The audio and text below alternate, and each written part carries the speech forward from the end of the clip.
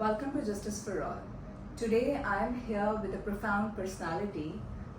He is currently President High Court Bar Association, Mr. Rehan Aziz Malik. Sir, welcome. Firstly, many congratulations on your appointment being as a president. Sir also served previously as a secretary and joint secretary. So, sir, how are you feeling being as a president? I'm feeling very happy. लोगों ने जो मुझ पर एतमाद किया जी sir. Sorry उसके लिए मैं काफ़ी शुक्रगुजार हूँ अपने सारे दोस्तों का, सारे सपोर्टर्स का, जिन्होंने मुझे इस काबिल समझा कि मैं अपने फ़राइज़ एज ए सदर Sindh high court bar association खुशनसीबी से और ईमानदारी से निभा पाऊँगा. सर आज के हमारे प्लेटफॉर्म पे जब भी किसी भी टॉपिक पर हम डिस्कशन के लिए के तो आपका एक बहुत ही अच्छा सपोर्ट रहा है. आज के इस पॉडकास्ट में हम जिस टॉपिक पे बात करेंगे वो ये है कि इलेक्शन कैंपेन के लिए बहुत सारी स्ट्रैटेजीज यूज़ की जाती है, राइट? सो उसमें वन ऑफ द स्ट्रैटेजी वो ये होता है कि लॉ स्टूडेंट्स को एक्सप्लॉयटेशन पर्पस के लिए यूज़ किया जाता है. फॉर एग्जांपल आप अर्ली इन द मॉर्निंग चाहे आप सिटी कोर्ट जाए, हाई कोर्ट जाए, तो यंग लॉ स्टूडेंट्स खड़े होके उनका टाइम है कि वो अपने स्टडीज़ पे और प्रैक्टिस पे फोकस करें, बट वो इलेक्शन कैंपेन में इंडल्ज होते हैं. तो उस पर आपका क्या ओपिनियन है? देखिए, मैं तो हमेशा इस चीज़ का मुखालिफ रहा हूँ और बहुत वोकली मैं इसकी मुखालफत करता हूँ कि स्टूडेंट्स की इन्वॉल्वमेंट बार एसोसिएशन के इलेक्शंस में नहीं होनी चाहिए. इनफैक्ट किसी भी ऐसे शख्स की इन्वॉल्वमेंट नहीं होनी चाहिए जो उस बार एसोसिएशन का मेंबर नहीं है और उसमें वोटिंग राइट नहीं रखता. जब आप स्टूडेंट्स को ले आते हैं सिर्फ नंबर शो करने के लिए, तो वो कोई अच्छी स्ट्रैटेजी नहीं है. उसको लोग पसंद नहीं करते. प्रोफेशनल्स की चीज़ सबको पता होता है, because we have been in this profession for so long. हमें पता होता है कि स्टूडेंट्स हैं, एनरोल्ड एडवोकेट्स नहीं हैं, तो उनकी जो बात है उसमें वो वसन नहीं होता. अगर वो किसी के लिए रिक्वेस्ट करते हैं एडवोकेट से, तो वो इतना इफेक्टिव नहीं होता. उनकी रिक्वेस्ट सिर्फ नंबर दिखाने से आप इलेक्शन कैंपेन नहीं चला सकते. कैंपेन के हद तक तो ठीक है, you have good numbers with you, 20 लोग लेके आप हर वक्त घूम रहे हैं अपने साथ, but in the and what matters is आपका जो कंडक्ट है, आपका जो पास परफॉर्मेंसेज हैं लोगों के साथ, आपका जो बिहेवियर है, और जिस कंसिस्टेंसी से आप इस प्रोफेशन के लिए, इस वकला के लिए जिस लगन के साथ आप काम करना चाहें, और जो 1-to-1 आप लोगों के साथ इंटरेक्ट करें जाके individually with every voter. Possible तो नहीं होता to reach each and every voter, but जो मैक्सिमम नंबर्स हम इंडिविजुअली अप्रोच कर पाएँ, वो ज़्यादा इफेक्टिव स्ट्रैटेजी है इलेक्शन कैंपेन में, रादर देन इन्वॉल्विंग स्टूडेंट्स. और इंशाल्लाह इस साल हम ऐसे उसमें रूल्स में अमेंडमेंट ले आएंगे कि कम से कम Sindh high court bar association के इलेक्शन से तो स्टूडेंट्स बाहर हो जाएंगे. जो कैंपेन जो लोग लेके आते हैं उनको हम डिस्करेज करेंगे. सर अनफॉर्चुनेटली जब कोर्ट्स में हम जाते हैं तो ऐसा लगता है कि कोर्ट्स नहीं, it seem like a market, ठीक है, जहाँ पे यंग लॉ स्टूडेंट्स अपने प्रोडक्ट्स को सेल कर रहे हैं, ticket by holding different sort of brochures and pamphlets. So in this regards क्या इस तरह की स्ट्रैटेजी अडॉप्ट की जा सकती है रिटन वे में, या फिर जो है ना वर्बल वे में, इस चीज़ को हम रोक सकें और उन लॉ स्टूडेंट्स को सेव कर सकें जो कि उनके लिए बहुत ही क्रूशल टाइम है to spend with their practice, right, to spend their crucial time with their studies. तो इसके लिए क्या इस तरह की कोई स्ट्रैटेजी हो सकती है? देखिए, इसमें मैं ब्लेम लॉ स्टूडेंट्स को नहीं करूँगा कि वो तो बहुत रॉ हैं, अभी इस फील्ड में आए हैं या आने की कोशिश कर रहे हैं. इसमें जो ज़्यादा कसूर मैं दूंगा वो उन सीनियर्स को दूंगा जो लॉ स्टूडेंट्स को सिर्फ अपने साथ एक नंबर दिखाने के लिए इन्वॉल्व कर लेते हैं, उनका टाइम इस कैंपेन में लगा देते हैं. फिर जब वकालत में आते हैं वो स्टूडेंट्स, तो उनका जो इलेक्शन का जो एक्सपोजर होता है वो उनके किसी काम का नहीं होता. वो ज़रूर बार पॉलिटिक्स में हिस्सा लें, इसमें कोई कैद नहीं है, कोई रुकावट नहीं है किसी के लिए, but I think first 5 years they should give to their practice. थोड़ा सा इस्टेब्लिश हो जाएं, थोड़ा सा काम सीखें, उसके बाद बेशक बार पॉलिटिक्स में हिस्सा लें. बार पॉलिटिक्स कोई बुरी चीज़ नहीं है. तकरीबन जितने आपको बड़े नाम मिलेंगे थ्रू आउट पाकिस्तान, जो मुख्तलिफ प्रेसिडेंट्स या सेक्रेटरीज या मुख्तलिफ अहदों पर फाइज रहे हैं मुख्तलिफ बार एसोसिएशन में, तकरीबन तमाम प्रोफेशनल्स ही हैं। तो जो ये स्टूडेंट्स आते हैं, मैं इनसे भी रिक्वेस्ट करूँगा कि वो rather than wasting time on election campaigns, वो उस अपने टाइम को कंस्ट्रक्टिव किसी चीज़ पर सर्व करें और लाइब्रेरी में गुजारें या रिसर्च में गुजारें जिसका उनको प्रैक्टिकल फील्ड में अगर कोई फ़ायदा हो। ये लाइन में खड़े होकर वोट मांगने से एक तो वोट मिलता नहीं है और दूसरा वो अपना टाइम ज़ाया कर रहे होते हैं जिसका कोई नेमल बदल नहीं है। सर प्रीवियस डिस्कशन हुई थी with barrister Shahida Jamil and sir Umar Soomro sahab, he also stated this statement कि एटलीस्ट यंग लॉयर्स को initial 5 to 10 years ठीक है towards their studies and towards their practice is very essential, because वहीं से ही आप अपने like pillar को strong बनाते हो, because हम थ्योरी में जो चीज़ें पढ़ते हैं ठीक है they are totally different ठीक है from the practical aspect, so it is very important. Sir next question मेरा आपसे ये है कि कौन कौन से इस तरह के स्ट्रेटजीज आपके टेन्योर में प्लान किया जा रहा है फॉर यंग लॉयर्स, के ट्रेनिंग्स हो या कॉन्फ्रेंस हो या इस तरह की चीज़ हो जिससे उनकी personal academic as well as soft skills की डेवलपमेंट हो सके? देखिए हम इसमें काफ़ी सारे प्लान हमने बनाए हैं, कुछ सेमिनार्स हम करेंगे इन फ्यूचर जिसमें मुख्तलिफ लॉ के टॉपिक्स पे और जो प्रैक्टिकल अप्रोच है उसके अंदर उसमें ड्राफ्टिंग हो सकती है, उसमें आर्ग्यूमेंट्स, उसमें रिसर्च कैसे करनी है, आर्ग्यूमेंट्स फॉर्मुलेट कैसे करने हैं, कोर्ट में जाके प्रेजेंटेशन कैसे करनी है, बिकॉज ये सब सिखाना ज़रूरी है। यंग वकील आते हैं जब कॉलेज से तो वो ब्लैंक होते हैं इन चीज़ों में, ये उनके सीनियर्स का भी फ़र्ज़ है, but we will take it up इंशाल्लाह फॉर यंग लॉयर्स। एक हम ट्रेनिंग प्रोग्राम डिवाइस कर रहे हैं विद सिंध जुडिशल अकेडमी, उसमें हम वकला को ट्रेनिंग देंगे टू रिकॉर्ड एविडेंस एंड उसमें बेनिफिट क्या होगा, एक तो वो काम सीखेंगे, दूसरा वो सेल्फ एम्प्लॉयड हो जाएंगे, रोज़गार कमाना शुरू हो जाएंगे और इससे हाई कोर्ट की जो एविडेंस में जो केसेस फंसे रहते हैं उसमें भी इम्प्रूवमेंट आएगी, डिस्पोजल में भी इम्प्रूवमेंट आएगी। वो केसेस एविडेंस रिकॉर्डिंग के बाद फाइनल डिस्पोजल, फाइनल आर्ग्यूमेंट्स की तरफ चले जाएंगे जिनमें कई कई साल लग जाते हैं एविडेंस में। तो जब नंबर बढ़ेगा और लोग इस पर काम करेंगे और वो ट्रेंड होंगे अपनी जॉब में, तो आई थिंक इसमें बहुत इम्प्रूवमेंट्स आएंगी। जो केसेस इल्तवा का शिकार हैं कई सालों से सिर्फ इसलिए कि एविडेंस रिकॉर्ड नहीं हो पा रही, उसको कवर भी मिलेगा, उसको ख़त्म भी होंगे वो केसेस और वकला को रोज़गार भी मैसर आएगी। इसमें कोई कैद नहीं है कि सिर्फ यंग वकला हिस्सा लें, सीनियर्स भी आ सकते हैं। मकसद सिर्फ उनको ट्रेन करना है, मकसद सिर्फ उनके लिए एक जॉब अपॉर्चुनिटीज़ क्रिएट करना है।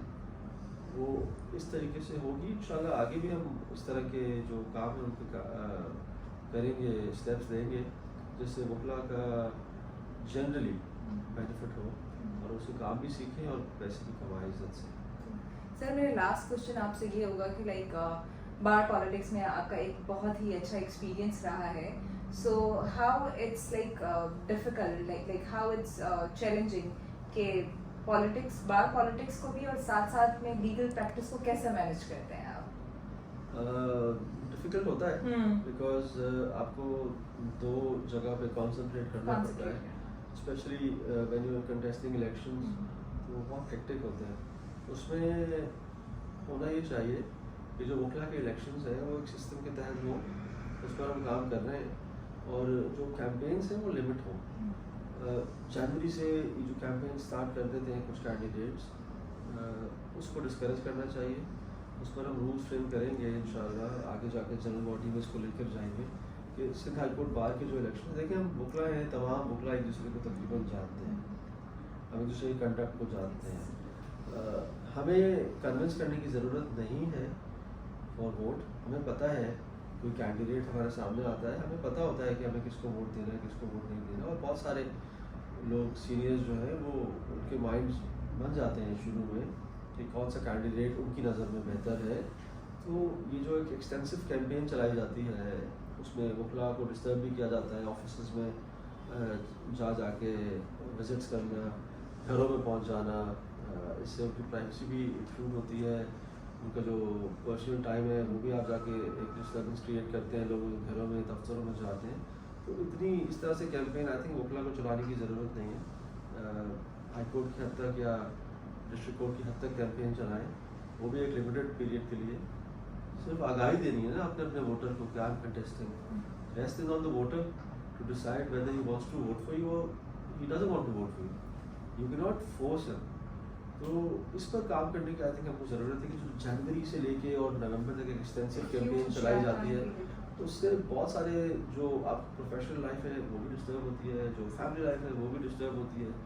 होना ही चाहिए। ट्रेडिशनली हमारे हाई कोर्ट बार में तो हमने ये देखा है कि 1-2 साल पहले तक तो कैंपेन्स अगस्त में, जुलाई में शुरू होती थी, अगस्त में थोड़ी स्पीड अप होती थी और सितंबर अक्टूबर में उस पर काम किया जाता था। ठीक है, 2-3 महीने इलेक्शन कैंपेन चलाना इट्स ओके, बट 10 महीने 11 महीने या पूरा साल इलेक्शन कैंपेन चलाना, पूरी टीम को अपने साथ एंगेज रखना, दोस्तों को एंगेज रखना, लोगों के दफ्तरों में, घरों में विजिट्स इस तरह करना, आई थिंक इससे बेहतर है कि आप फिर इलेक्शन ना लड़ें। अगर आप समझते हैं कि जाके आपने लोगों को इस तरह अपनी आगाही करानी है कि मैं भी कोई कैंडिडेट हूँ, लोगों को खुद पता होना चाहिए। आप प्रैक्टिस में हैं, जो लोग हैं वो खुद पता होता है कि कौन वकील उसका कितना कैलिबर है और कौन क्या काम कर सकता है। तो आई थिंक इस पर कुछ काम करने की ज़रूरत है। इसमें लिमिट होनी चाहिए इलेक्शन कैंपेन की। 3 महीने काफ़ी हैं, 3 महीने आपको इलेक्शन कैंपेन चलाएं। या नेशनल असेंबली और प्रोविंशियल असेंबली के इलेक्शंस 3 महीने 2 महीने की कैंपेन में हो जाते हैं, लेकिन जब होते हैं तो 2-3 महीने की कैंपेन में वो उनकी चलती है। तो why can't we restrict the high court elections की उनकी कैंपेन भी एक बहुत सिविलाइज मैनर में 3 महीने तक चले और उनमें उनको सारे मौके फराहम किए जाएँ। कुछ रुकावटें, कुछ चीज़ें रोक दी गई थी पास्ट में, जैसे सोशल मीडिया का use. I would say social media का यूज़ अलाउ करते हैं, उससे कोई हार्म नहीं है एक कैंडिडेट के लिए, ताकि वो अपनी जो उसका मैनिफेस्टो है, जो उसके प्लान्स हैं, वो अपने वोटर्स के साथ इजीली शेयर कर पाए through WhatsApp, through Facebook, through Instagram, through other search platforms. वो बेहतर होगा रादर देन, कैंडिडेट के लिए भी आसान होगा। बेचारा एक कैंडिडेट पूरे कराची में सिर्फ इलेक्शन कैंपेन के लिए घूमे, प्रोफेशनल लाइफ भी अपनी डिस्टर्ब करे। उससे बेहतर होगा कि उसको सोशल मीडिया पे एक्सेस दे दिया जाए ताकि वो अपने वोटर्स को एक्सेस कर पाए और एक अच्छे तरीके से स्मूथली अपनी कैंपेन चला पाए और उसके बहुत ज़्यादा पैसे भी खर्च ना हो। बिकॉज वो जो पूरा साल कैंपेन चलाते हैं और पूरे साल पैसे खर्च करते हैं, तो वो उन लोगों के लिए इलेक्शंस डिफ़िकल्ट करते हैं जो शायद ज़्यादा मेरिट पर उनसे काबिल हो लेकिन फाइनेंशियली शायद मुकाबला ना कर पाए, तो वो फिर आप ऐसे लोगों को डिस्करेज कर देते हैं इलेक्शन से। हमें इनकरेज करना चाहिए। Having financial capability is not the only criteria to contest elections.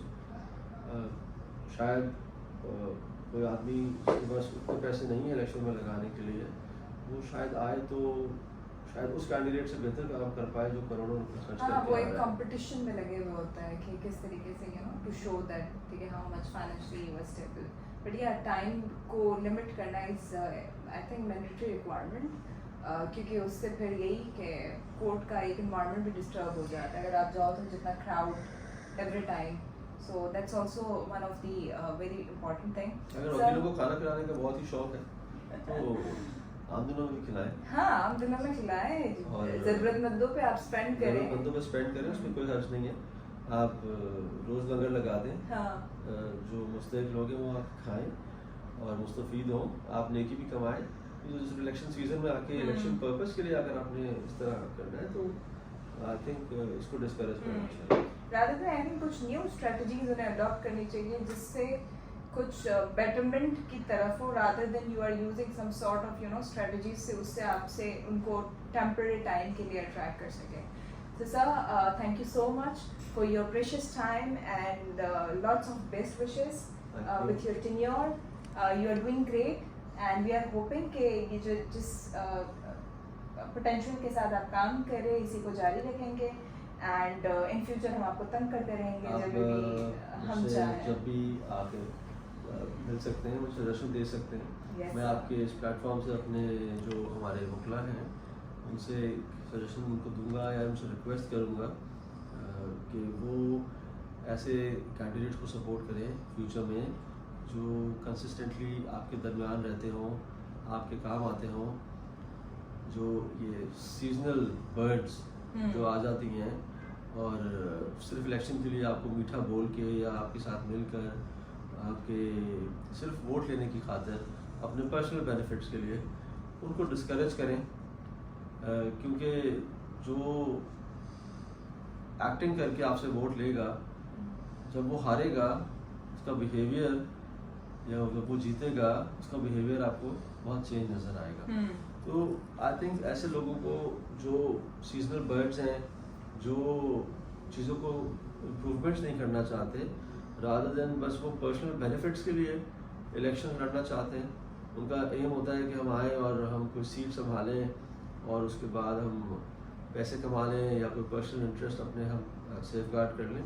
ऐसे लोगों को आप जानते हैं, उनको डिस्करेज करें, उन लोगों की सपोर्ट ना करें। ऐसे लोगों को सपोर्ट करें जो जेन्युइनली आपकी कॉज के लिए काम करें, वेलफेयर के लिए काम करें। बिकॉज जो हमारा फंडामेंटल जो काम है बार एसोसिएशन का वो वेलफेयर है। हर चीज़ में टांग अड़ाना बार एसोसिएशन का काम नहीं है, ठीक है। रूल ऑफ लॉ के लिए भी आवाज़ उठाना हमारा काम है, कॉन्स्टिट्यूशन के लिए भी। बट जो जिस काम के लिए बार एसोसिएशन फॉर्म की गई थी वो उसका जो मेन मकसद था वो वेलफेयर था मेंबर्स का और जो वकला हैं उनका। तो ऐसे लोगों को सपोर्ट करें जिनको आप समझते हैं कि वो ट्रूली आपकी वेलफेयर के लिए काम करेंगे। मैं यहाँ आपने मुझे इज़्ज़त दी, इस साल इलेक्ट किया सदर पे Sindh high court bar association में, मैं आपके दरमियान मौजूद हूँ। ये टेन्योर मेरा अभी तकरीबन 10.5 महीने बाकी हैं। काफ़ी चीज़ें हमने अचीव ऑलरेडी करना शुरू कर दी हैं, उसके रिजल्ट्स आपके सामने आएंगे। लेकिन आपके पास कुछ आइडियाज़ हों जो आप मुझसे शेयर करना चाहें, I am very open, very accessible. आप कभी भी मुझे फ़ोन कर सकते हैं, कभी भी मुझसे मिलने आ सकते हैं, दफ्तर में, मेरे ऑफिस में, हाई कोर्ट बार में, एनीवेयर। तो इंशाल्लाह आप सबके साथ कांटेक्ट में रहूँगा, गाइडेंस लेता रहूँगा। इसी के साथ थैंक यू सो मच।